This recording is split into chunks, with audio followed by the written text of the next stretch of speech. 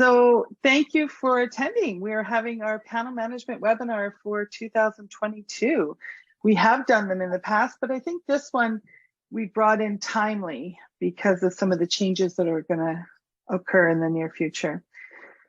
I'd like to start with my disclaimer that I'm an employee of the Chilliwack Division of Family Practice and a board member with the OSCAR BC board, and I have no disclaimers to make. Jennica? Hello, I'm Jennica Grenier. I'm an employee of the Chilliwack Division of Family Practice, and I've worked with the OSCAR EMR and many other doctors for the last 19 years, and I have no other disclaimers to make. Yeah, and then Dr. Yap. Oh, I have a disclaimer slide way at the bottom, but briefly, I am a family physician. Oh, there, you put it in the deck. Thank you. I'm the current volunteer president of OSCAR BC. I indeed use an OSP for my EMR, and our clinic indeed subscribes to OSCAR BC.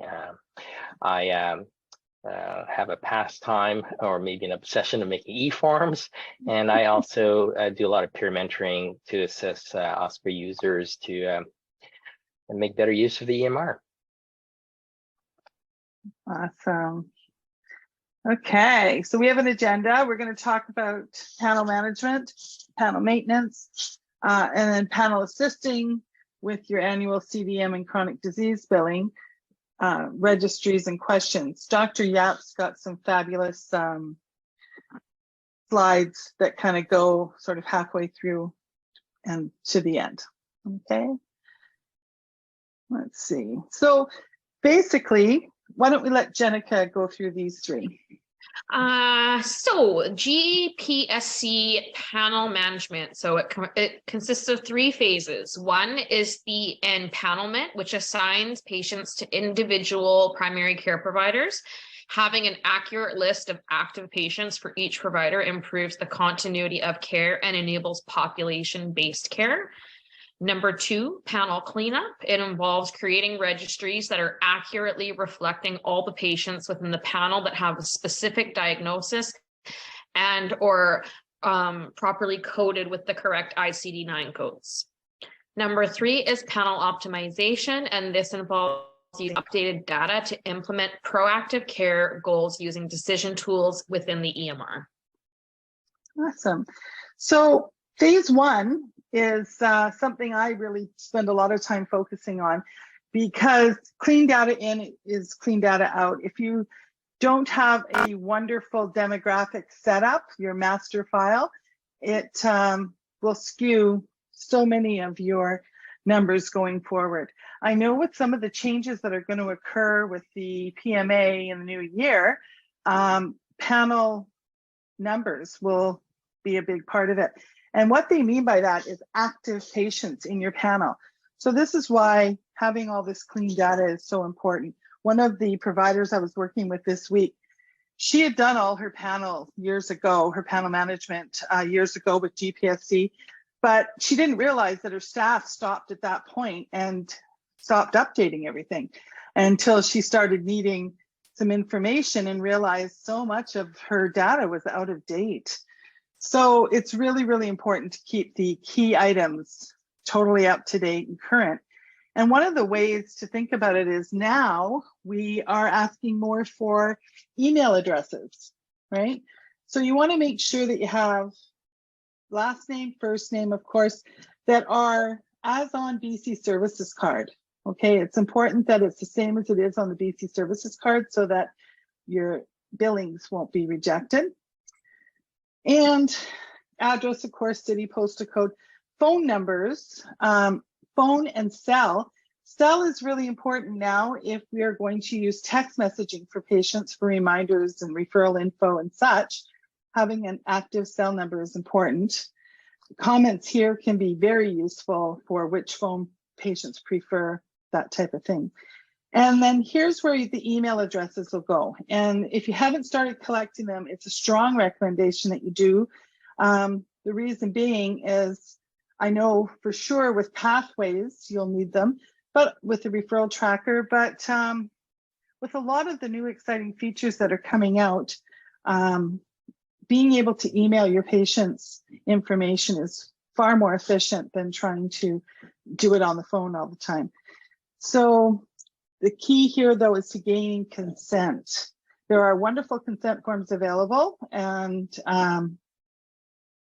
they're all readily available, but feel free to get in touch with myself or anyone at OSCAR if you need specific ones. But this was more used when we were using virtual care. We could get it virtually, consent, yes, no, for electronic communications. However, now it's highly recommended that we all get it signed documents for consent, not just verbal, okay? But here you can acknowledge whether that's in the file or not. Of course, date of birth, health insurance number, and we don't really worry in BC as much about the effective date, but we do need gender. And here's one of the most important things. One of the most important things is the MRP. I think I jumped too quick there. MRP is, oh, why is my slide doing that to me today? Sorry. Okay. The MRP is down here at the bottom. And it's very important that if you are the MRP for that patient, that you're identified as such, so that when we find out how many patients are in your personal panel, you'll be able to know an accurate number. So making sure that you're the MRP if that's the case. And here's that status spot where we were speaking of active, inactive, and moved, deceased, things of that nature. Okay. And then, of course, following down further, you can add other providers, which is very helpful. If you've got other people in team-based care is very much what they're focusing on going forward. So it's helpful to know if you've got other people working with your patients. And there you go, some alerts that you can put in place. Now, one of the key things when I was managing the last practice I was managing, when the staff was updating the demographics, if the EMR didn't have a spot that said last updated, I would have them put it here in the notes. So the date that this information was last updated, so that we know it's, you don't have to ask all those questions every single time. Okay. And I just have a slide with the key features here. So full name, date of birth, everything needs to be as on BC Services card. Gender and personal health number, and then checking eligibility. And I know Dr. Yap's going to go into that further, but I cannot recommend that enough because you can ensure that the data was entered accurately. Now getting an email, very, very important. Patient status. It's even a good idea to put a cytology number in because it'll go on requisitions going forward, which will be helpful. You can, or you don't have to, but it is starting to be talked about. Identifying whether your patients are Aboriginal, which is nice to be able to offer them more benefits that are available nowadays. MRP, there you go, the doctor, the MRP, and then the healthcare team, and then your consent for electronic communications. Before we move on, does anybody have any questions about the master file? Yes. Certainly with the upgrades and different, I'll call them flavors or branches of OSCAR, some may have these input fields and some may not. I think Patti's demonstrated on an OpenOSP version, a test site. Yes. For example, preferred name is very useful because it could be something different from what's on their care card. That might be helpful for certain cultures where they have a Chinese name officially registered, but they use a anglicized name. I have pronouns. Indeed, gender used to be male or female, but now we have many others, including undefined, transgendered, etc. So those are helpful to add. I'm not so sure cytology is helpful anymore. Dr. Robertson may have a different view of that. We seem to be moving towards PHN and such. That landscape certainly has changed over the years. And I just learned that there is a First Nations status that is set for default as unknown. So Yeah, there's a lot of information you can gather, and a lot of information that may not be useful whatsoever, because this is indeed Ontario-centric. Absolutely. Yes, and thank you for pointing out that common name. If someone's care card has a spelling error on it, you have to register them as on their BC Services card, even if it has an error, until you see a proper one, and or the eligibility check shows the proper spelling, and then you can put it in the preferred what their actual spelling is, right? The same with date of birth. I've noticed that month and day has been mixed up on some people's information, but you can put the accurate down in the notes until you see it on the eligibility check, or you see a card that has the proper information. I think we're less and less with mistakes now that it's BC Services cards. I think there were more errors when it was a care card, but there you go. Thank you for all of that. Anybody else have questions or comments or anything you'd like to share? A comment about the preferred name. MSP just requires the initial of the registered first name. So if someone goes by a different preferred name, let's say it's Todd, and his first name, it's now registered as Peter. What I do is I change it to P. Todd. As long as the first letter of the first letter of the first name comes out, MSP will accept it. Fantastic. Thank you for that. Absolutely. I think it even captures a few characters of the last name and not the full last name. The key item would probably be PHN, the year of birth, perhaps the month of birth, not necessarily the date of birth. And I agree, it doesn't capture the full first name. So you're able to get away with certain things. They just look strange at times when expressed on a lab rec or a prescription and such. Yes, that's correct. That's information is what goes on those lab recs.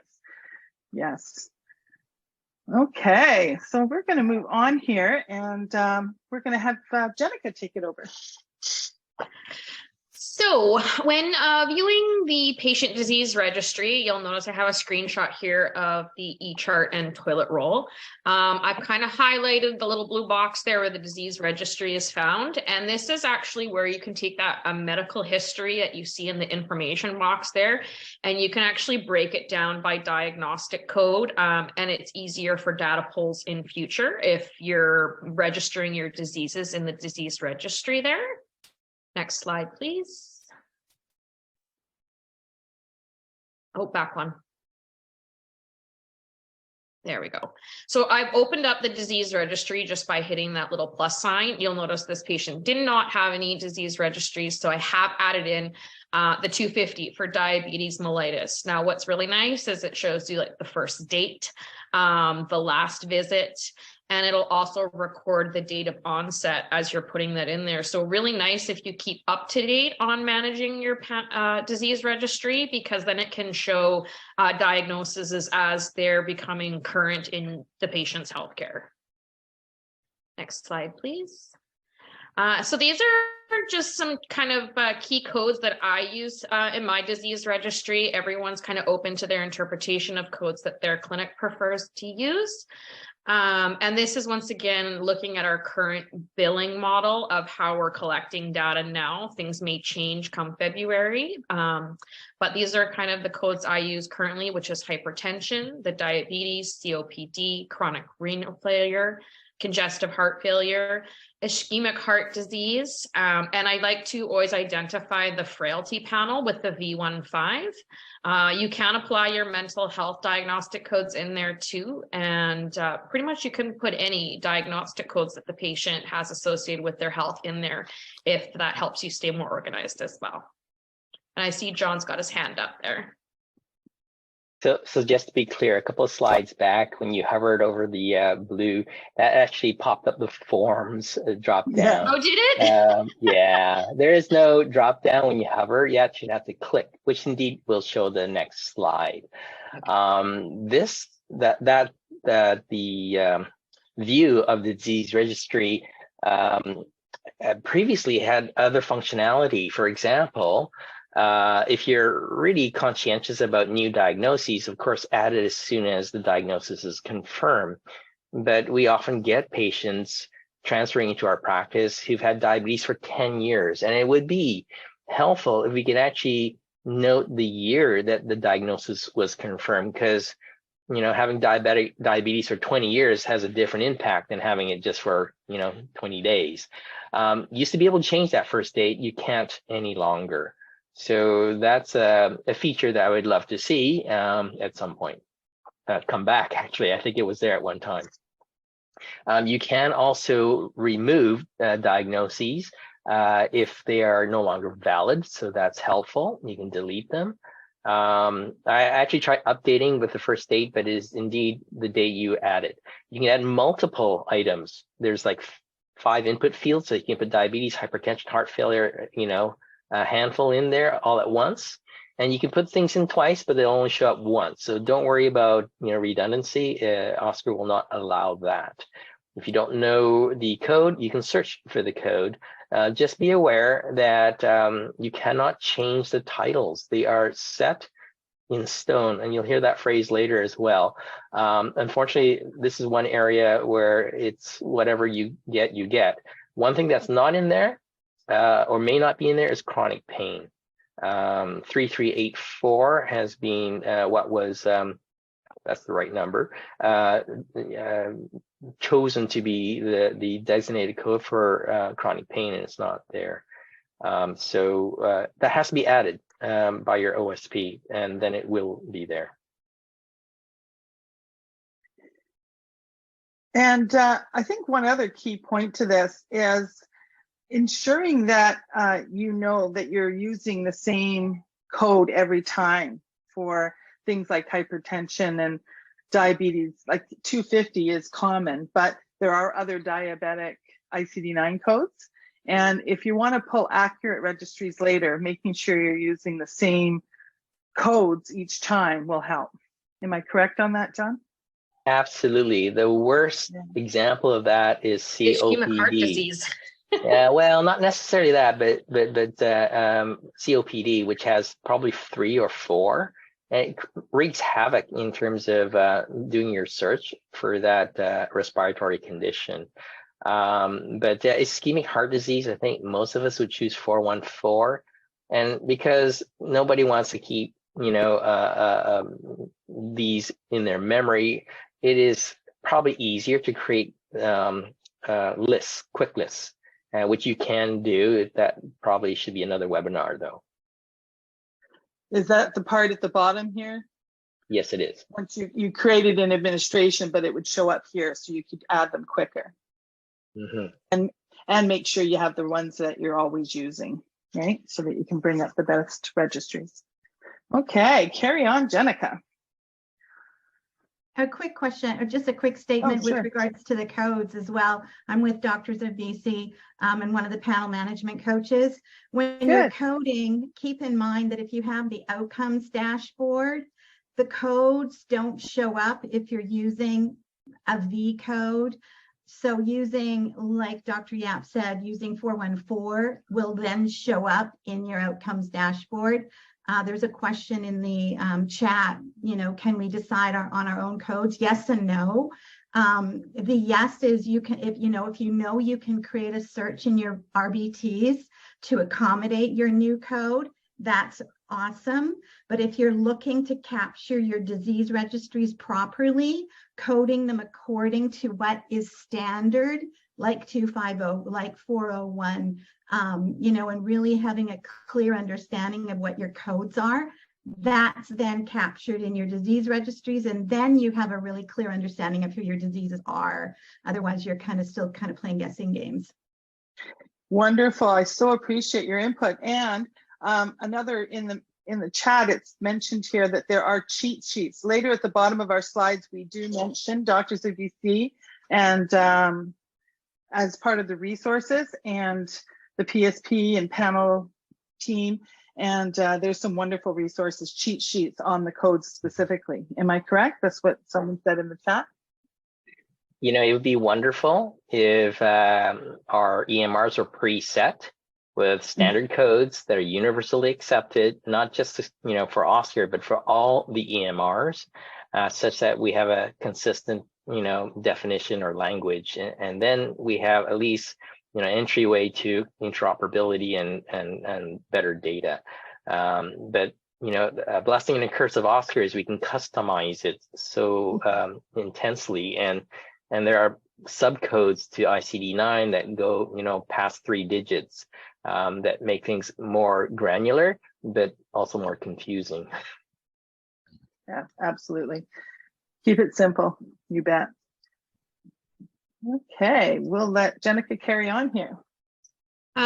So once again, currently this is under the current billing model, and I do believe that these resources are no longer available because coming up here they will not be using these codes. But you'll note for the 14033s, those patients with dual complex care disease, and how we're identifying them in that disease registry. A commonly used codes to identify these would be a 799.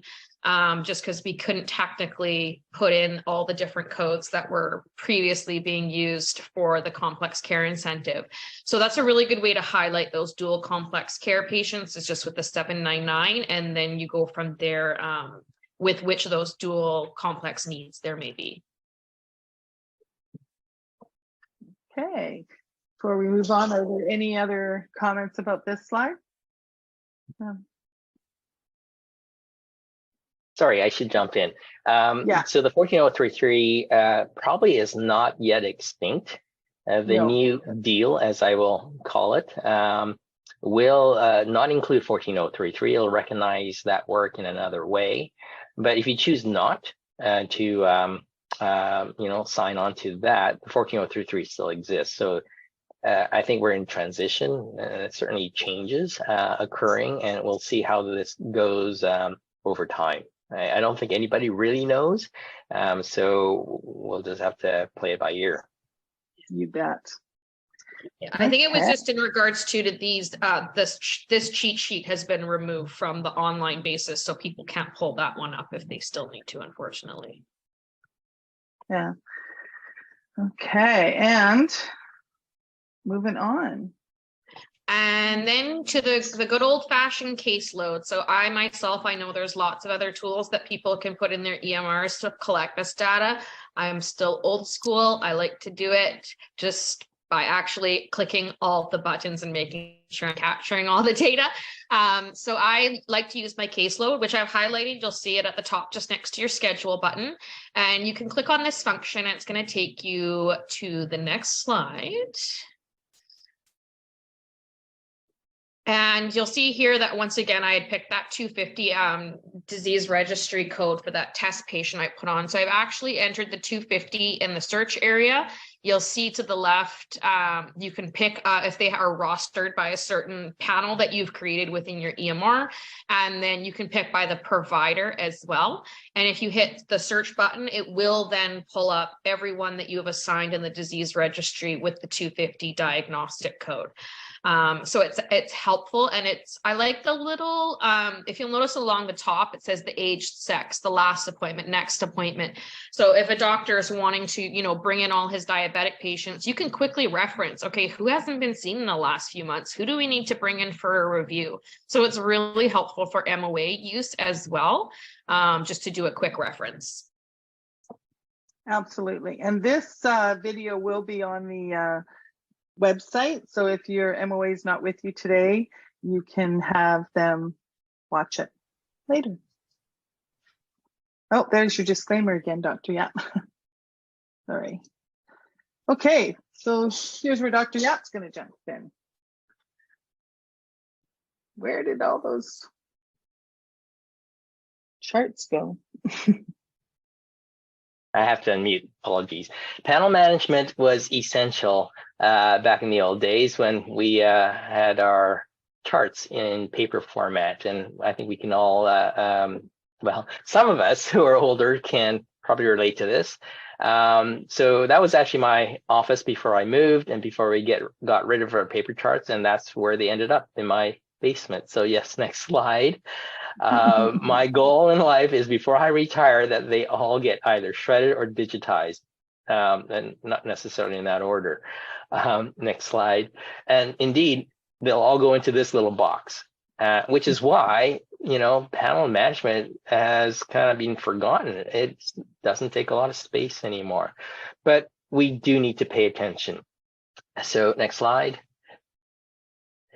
Because there is a new deal, and the new deal will recognize the time needed to do this. It's needed for many reasons. One of them is that to calculate what you will be paid for the new deal, they need a clean panel. They need a roster that truly reflects who you're looking after. And I'm going to follow along with my slide deck too, because I'm not sure we have the exact same slide. So let me just jump.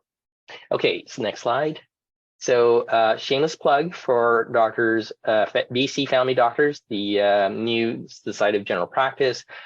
Check out their website. It's free to access the full website, and then try some of the calculations for what you might be earning in the new deal format, and then join and support your family physician colleagues who are working so hard on your behalf. That's my shameless plug for SGP.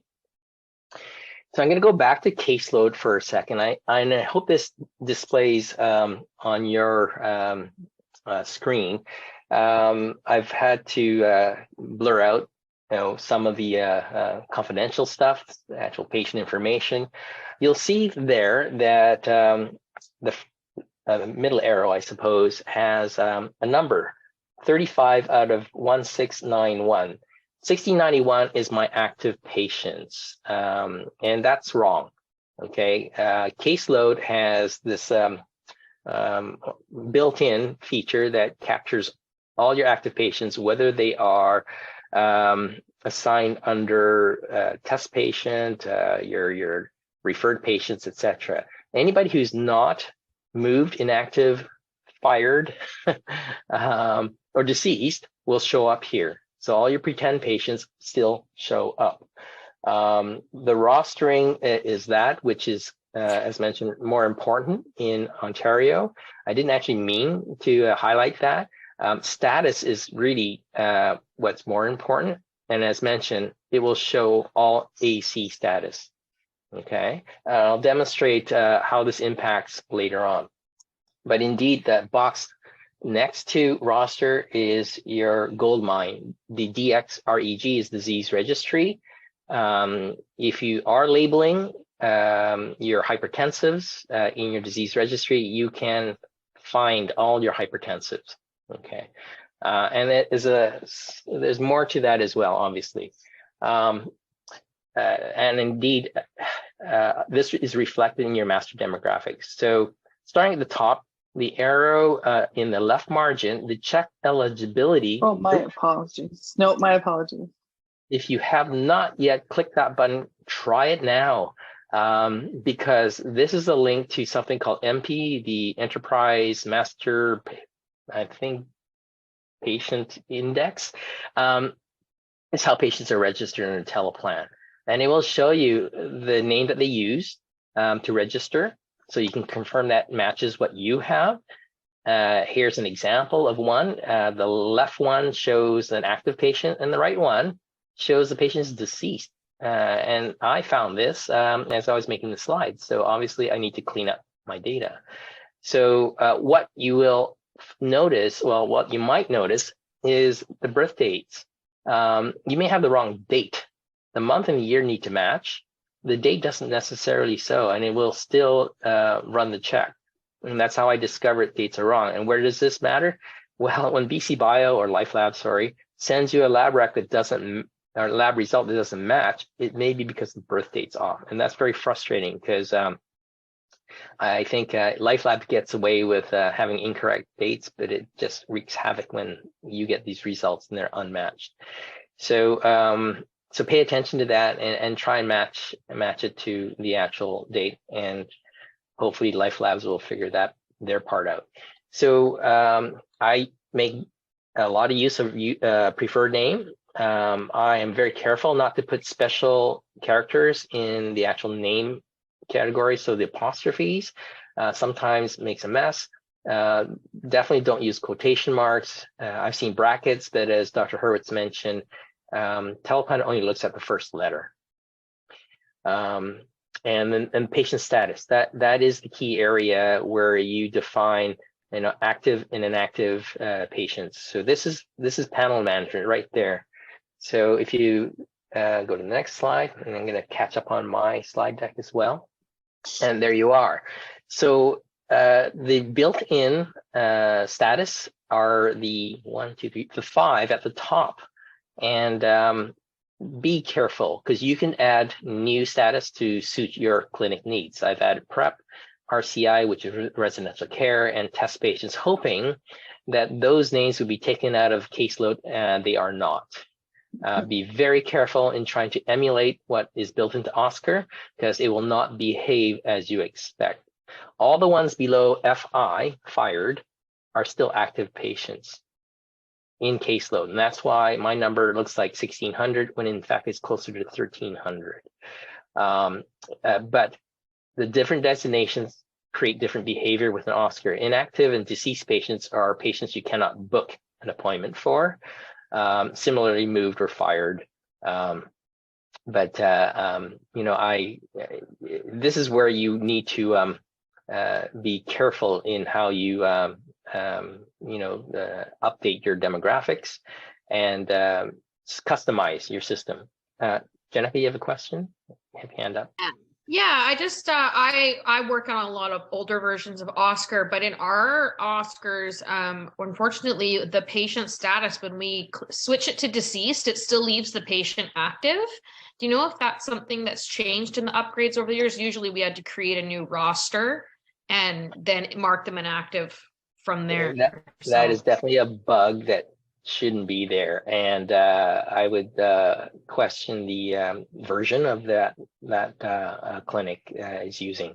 Right now, well, I have slides to demonstrate that. So one of the reasons not to make a patient inactive is if they, or deceased even, is if they have recently passed, you may still be getting results coming in, specifically paper results, which you scan. It's harder to add those reports to an inactive patient. The search for that will show no patient, and that could create confusion. And hopefully, your MOA recognizes it, but some of the time they create a new demographic for them, or they file them in the unattached dummy patient file, which is not proper. The difference is your digital results automatically flow, it knows. So this slide demonstrates what I now do. If a patient has passed, I add a suffix to the name, and I used to write deceased, but now I use DE because that kind of matches the status that's built in. And more recently, I put in the year or the month and year that they have passed. That way, when the name gets pulled, I know, my MOA knows that, this patient has passed in case their status hasn't been changed to DE. So I do that as soon as, I get the notification, or as soon as I know they've moved, the chart is being requested and such. By sticking in the booking alert, if my MOA tries to book that patient because the name is similar to an active live patient, that will pop up. So they'll know not to book that patient. And again, that will happen if their status has not been updated from AC to D. And that's what it looks like when you try and book. You try and open a chart that actually has a status DE, you'll get this pop up, at least in version 19. I don't know if that happens in version 15. So that's helpful. It's also a plug to get updated to the latest, greatest version. All right, so back to caseload. And again, Jennica, you're quite right. This gives you a quick way to access some simple wins for panel management. The default setting is a list of your patients alphabetically. So all the A's at the top, and that's highlighted in blue there. If you click that, it'll flip it so that all the A's are at the bottom. Well, you can also click age to sort. So if that's the next slide, Go ahead. Next slide. So the default setting for age is from youngest to oldest. Yeah, that's all right. So I click it again and it'll flip it. So here I have a 104-year-old, 103-year-old. I think my record was 111. Indeed, she passed. So if you see 120-year-olds in there, you might want to double check. You might want to check eligibility and such. So what caught my eye was the last appointment for one patient near the bottom, 2018.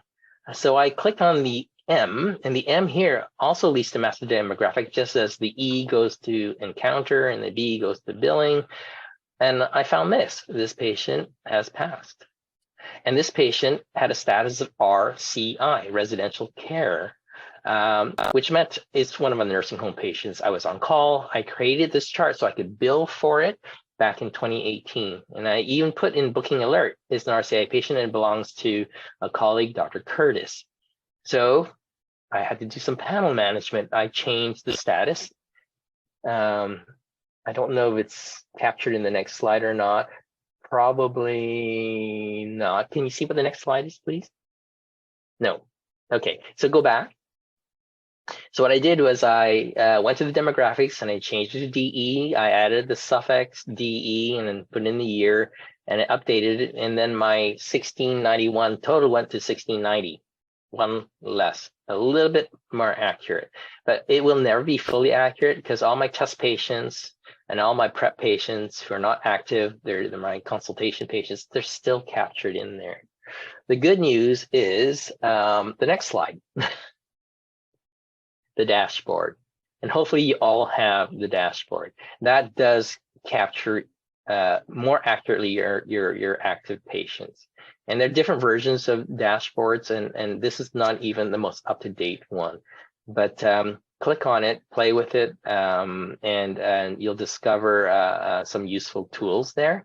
This, for me, takes over the role of report by templates. It's the much nicer view to look at.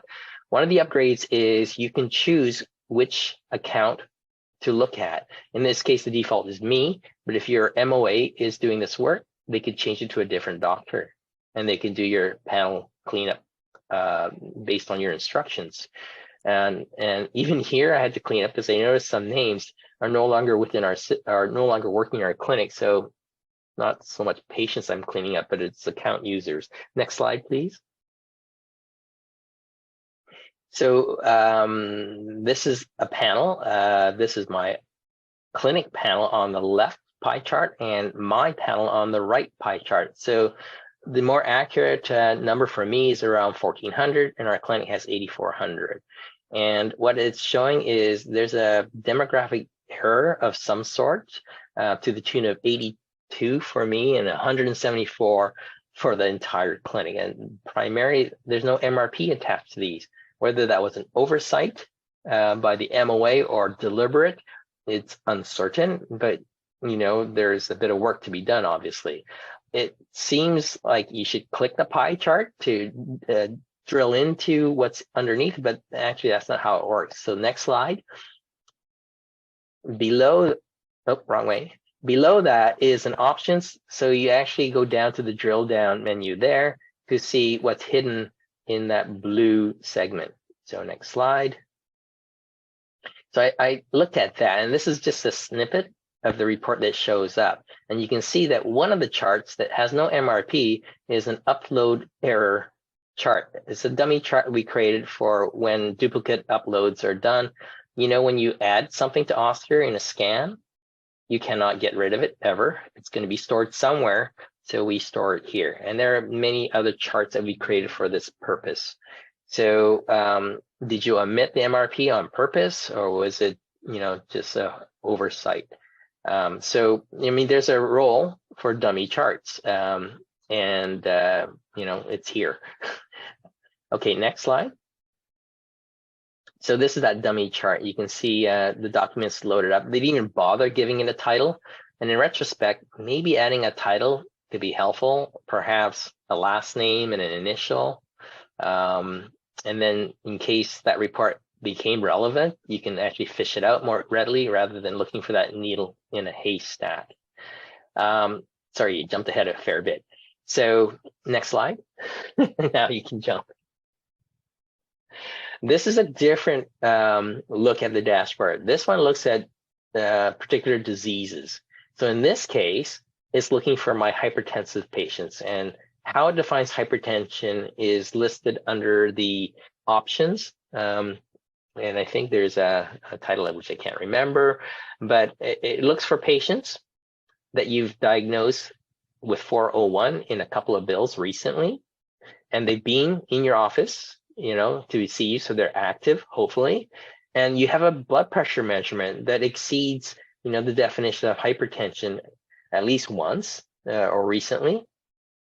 And this is a plug to put your blood pressure in measurements, please. Do not just write it in the progress notes. As a peer mentor, I've seen clinics where they don't even know what a measurement is, and they write it down in you call it the toilet roll, but the progress notes. And that's legit, that's perfect. It's how we used to do it on paper, but we're using an EMR now. And the power of the EMR far exceeds anything you can do on paper, as long as you use it as it was intended, and that is to put into measurements.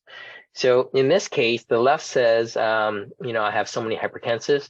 If you have 10 hypertensives in your practice of the typical 1,000 roster, that's wrong. You know that you haven't been labeling your hypertensives properly or noting your blood pressure correctly, because hypertensive is like 1 in 5. The right side, consider hypertension, are those people who meet these criteria, that you build a 401, or they've had a blood pressure reading that's elevated. So are they, just white coat hypertension? Did you mistakenly build them a 401? Did somebody else, maybe your locum or your resident, build it? So you might have to dig into that a little further. And I didn't choose this one as an example because the numbers are quite large. So if you go to the next slide, I chose diabetes. And when I drilled down, this is what you see. And I blurred out the names for obvious reasons. The top number, ID 251, has an A1C that seems too good to be true to be a diabetic, but you can see some of the other ones. There's an A1C that's 6.6. There's a fasting sugar that's 7.2. Those probably are diabetics. Oops, jumped a little bit too far ahead. Go back, please. Back one slide. Okay. Oh, what happened there? We have some gremlins. No, you're going forward. Oh, you really jumped. There. No. Yes, this slide.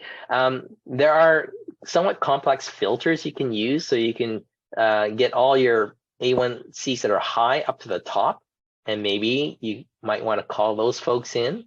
You might drill down to those who haven't had a visit in a while and call those folks in. So there's some powerful data that you can glean from the dashboard. It makes for a great QI project if you choose to do so. Okay, now you can jump ahead. I looked into chart 251, and if I went way back, I had built 250.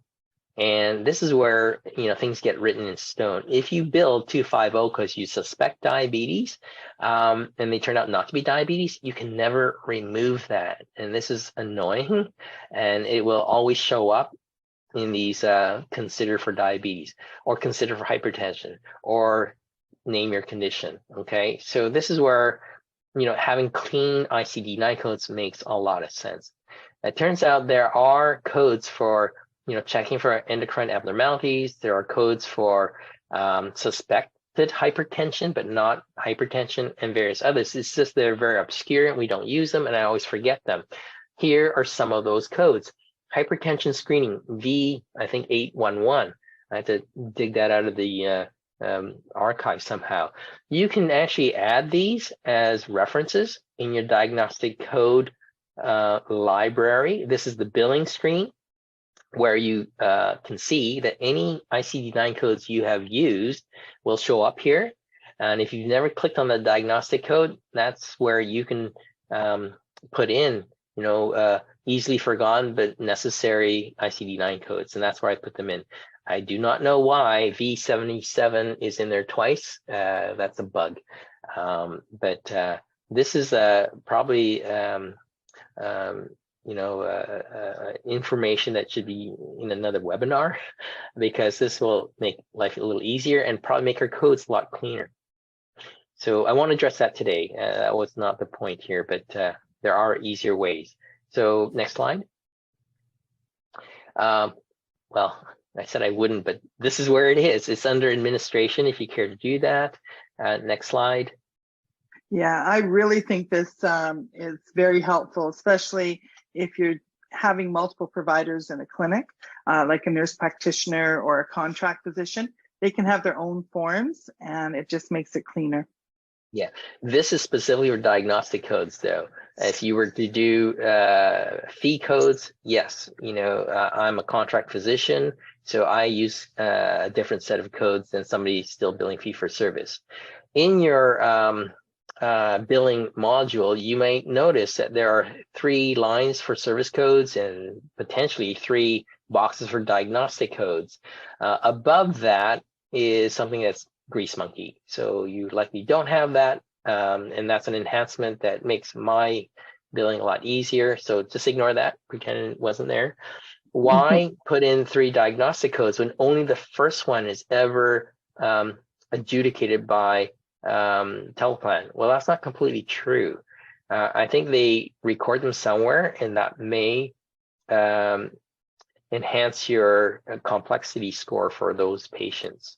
So even though you can't bill 3 times for 3 conditions, it's 1 visit. You can note that you covered 3 conditions for that 1 visit, and eventually that will pay off in your MSOC score in terms of how complex your patients are. And that's another variable in that new deal schema that they are proposing. So be accurate, be complete. It's worth it. Sorry, you only get 3 boxes. Yeah, but it also helps. Will it not help with your dashboards and your caseloads? It'll pull those up, or will it only pull from the first one? So caseload will only pull disease registry. So what you put here does not go into disease registry. Although I would say that I stumbled onto that by when you write a prescription, a totally different topic now, you can indicate why you're prescribing it. So when I was prescribing penicillin for strep throat, I thought, well, this is cute. Let's see what this does. And all of a sudden, strep throat appeared in my disease registry. So that's not one of my highlight diagnoses that needs to be in disease registry, but that was the purpose. And somebody thought that was a great idea, and I stopped doing it because I don't think it's a great idea. If you knew it was going to happen, then you know when to do it and when not to do it. But yeah, what you put here will not go into disease caseload or disease registry, but it will go into dashboard, and it will go into report by templates, which is the next thing. Before the dashboard, we had report by templates. I call it the mini dashboard, the pre-dashboard, and you access it through here. If you go to the next slide, the report by template that I use is this one. It's called the Disease Registry Update Tool. And essentially what it does, it scours your billing codes for ICD-9.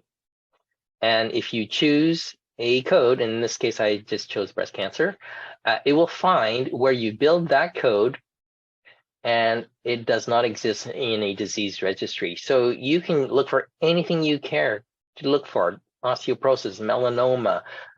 You are limited to what the ICD-9 code defines, and you are going to be caught up by, maybe erroneous use of that code. So your 401s, every time you had a patient that had slightly elevated blood pressure and you billed that, and it turned out that was a white coat, phenomenon, it's still going to show up here.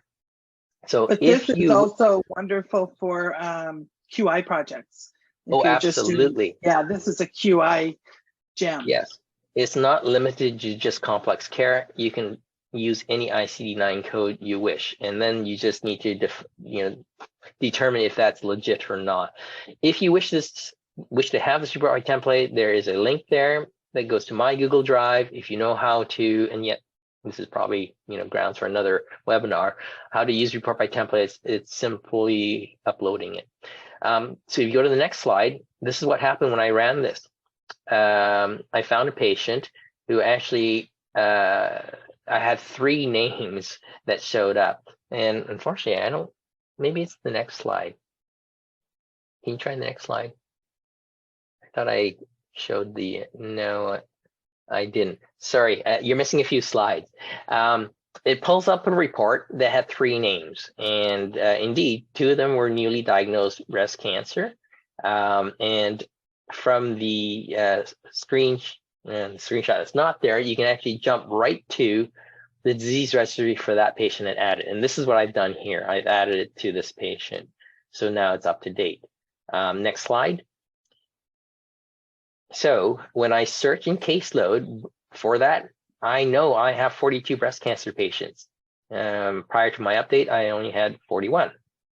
And the next image below are my COVID patients. I have 140 patients. I have been coding anybody who has a positive, swab or reports a positive swab, their COVID status. So you can do this for all your depressed patients, anxiety patients, pacemaker patients, you name it. If you have a particular interest and you want to track that, this is how you do it.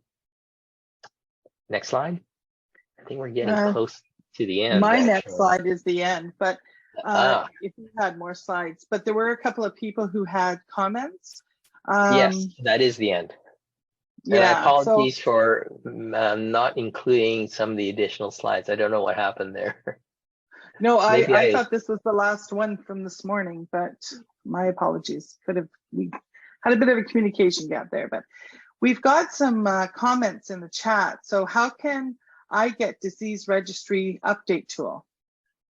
That is the link that is posted on the, if we're going to post the PowerPoint, that's a link to a Google Drive file.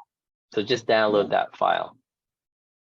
Yeah, or, I'll leave it here for a sec. You can take a photograph of it and you'll be able to use it after. Yeah, and then how about, can we ask the OSP to bulk backend mark all patients not seen in the past 6 years as inactive? You can ask your OSP to do almost anything. If you have been, using the tool properly, booking patients as expected, all of that information is so granular and that you can search.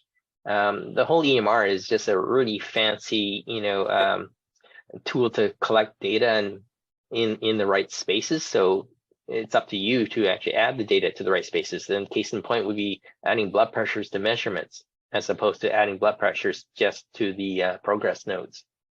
Oh, for sure.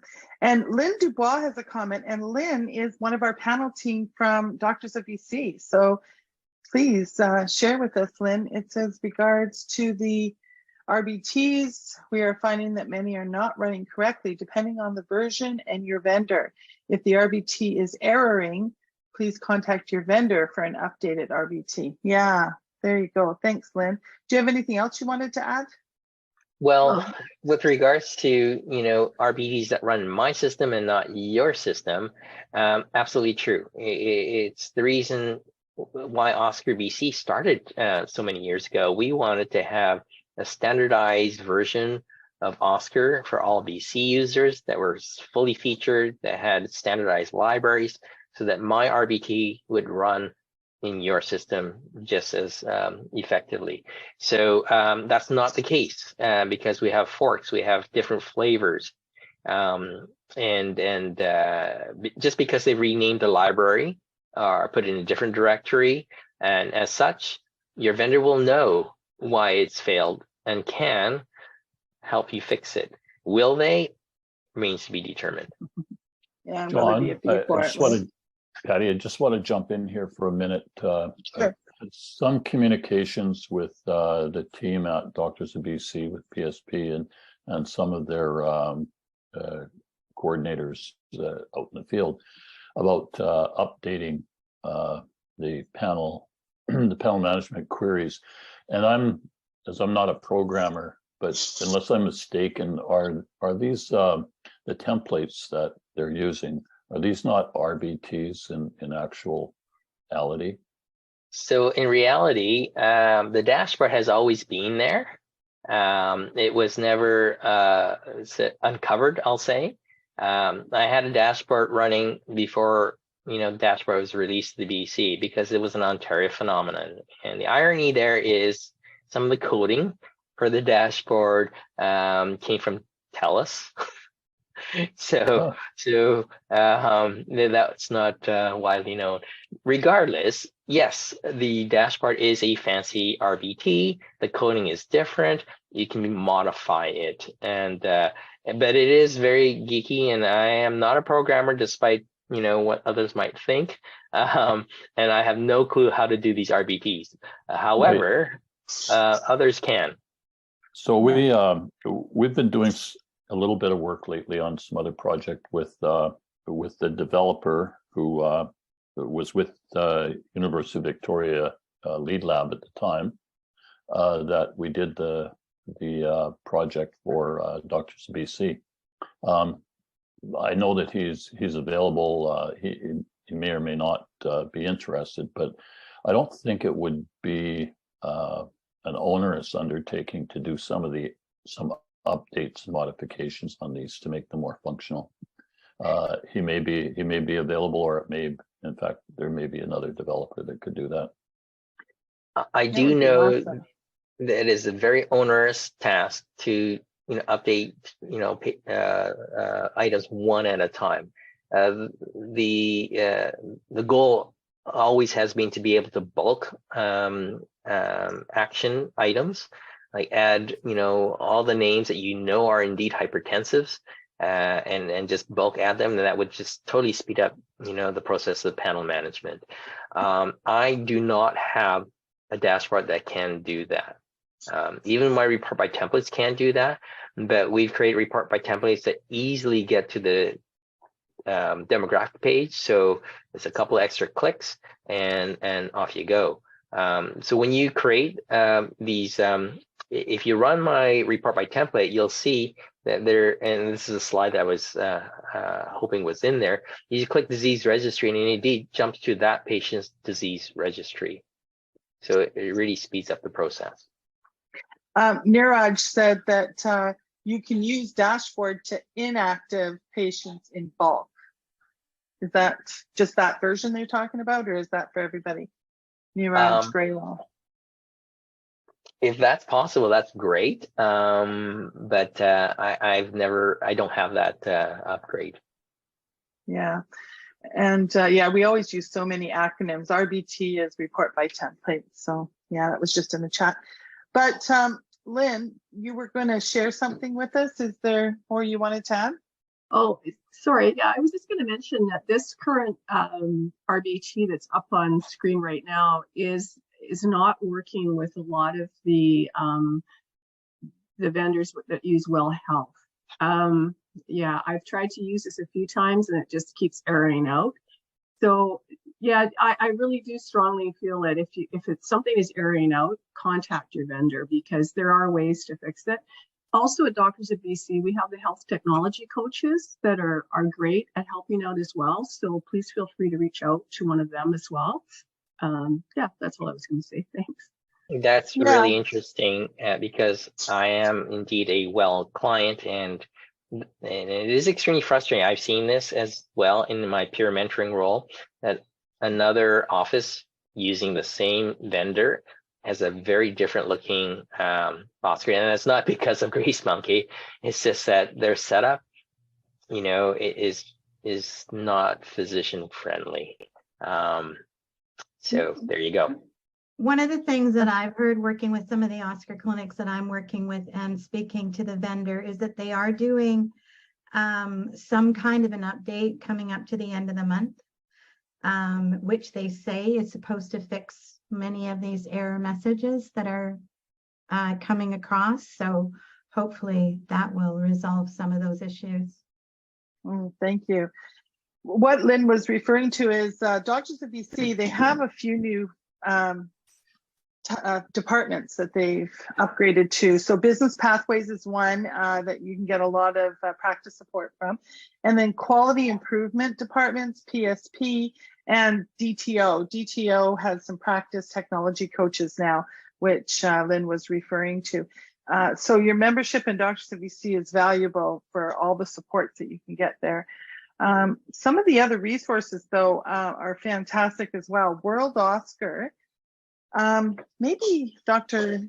Yap can explain. There are a couple of places that we store e-forms, World OSCAR and our OSCAR BC website. And is there more you'd like to add to that? So yes, there's a couple of websites, World OSCAR and OSCAR Canada User Society, which predated World OSCAR, has a repository of information, including zip files, which is how e-forms are distributed nowadays.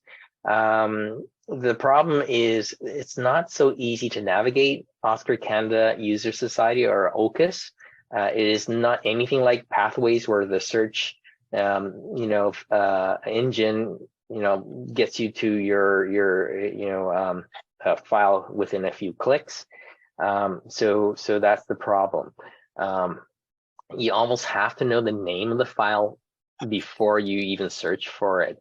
World OSCAR is better because they're tagged based on categories and such. It's not ideal yet, and we're still trying to tweak that a little bit. I see a comment that the Google Drive doesn't work. I just copied and pasted that and it worked. However, I think what we might have to do is maybe put a link up on OSCAR BC. We may be hosting more e-forms there as well. So just be patient. We'll try and get it to you. Yeah, I just wanted to share. So your OSCAR BC site has the resources, the e-forms and such. And then the YouTube channel that was mentioned. Now, if you view these resources on the website, you get to go to a lot of videos from past webinars here, ones that we've done, but you can also get to the YouTube channel. And these are what Ken was mentioning in our annual general meeting. There are now, he said, 53 of these wonderful YouTubes, some of them nice and short and some of them longer, but definitely all very useful to support your learnings in OSCAR. Okay, so there you go. They've really got some fabulous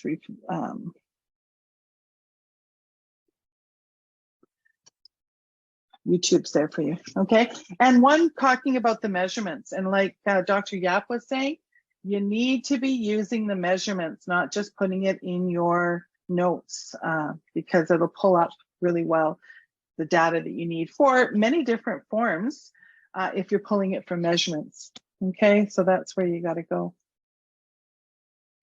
Okay, did anybody else want to share anything? I can stop sharing. There you go.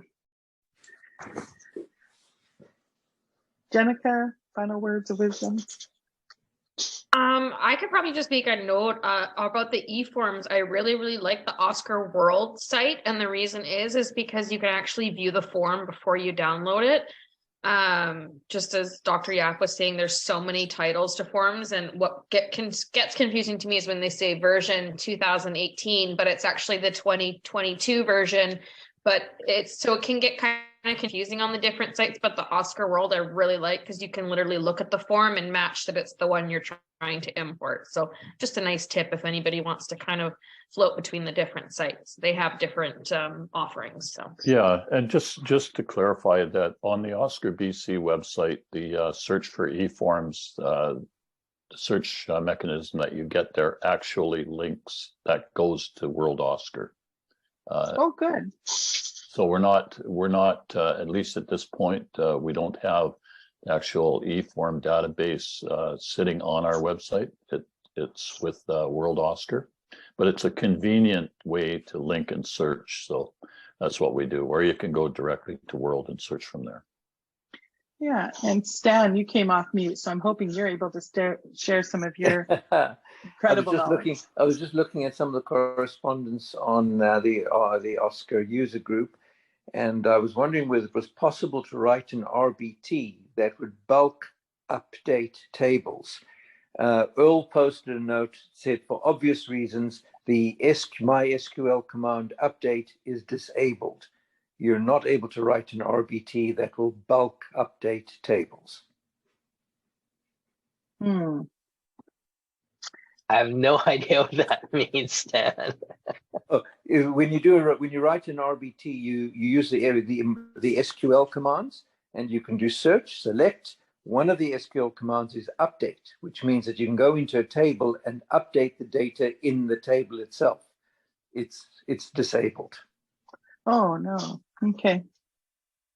For obvious reasons, he says. Obvious to him, right? We don't want to screw up our tables. No. So you can derive the data from the tables, but don't change the data within the tables. Yeah. Okay. Wonderful. Any other tips or tricks? Because we're ending a little early here, but everybody does love getting their Saturday morning time back. But there are a lot of fabulous pieces of knowledge in our team here. So if anybody else has got things to share, please do.